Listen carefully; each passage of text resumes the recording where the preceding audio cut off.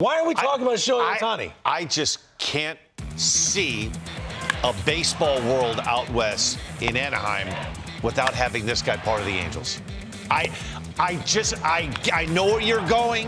You have a guy, $400 million player in Mike Trout. Can you afford two of those kinds of players? And Anthony Rendon.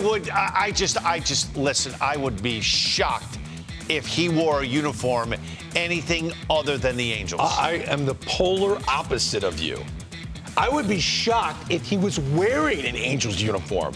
At some point, a team that never plays in the postseason, you can't operate like you're always playing in the postseason. At some point, you have to draw the line and go, well, we have one $400 million player. How many of those are there in the sport?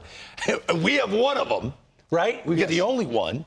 We can't have two of them, and that's what we're talking about.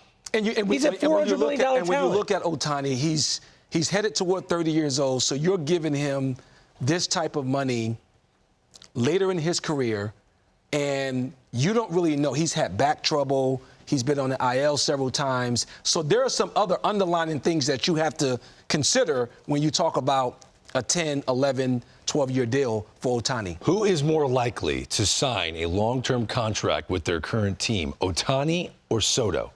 Neither. All right, so if neither will sign a long-term contract, are you just going to let them leave in free agency?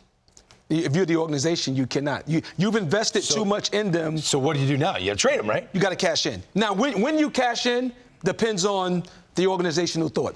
But for me, if I'm going to trade Juan Soto, I'm not trading him at the trade deadline. I'm trading him in the offseason. What about Ohtani?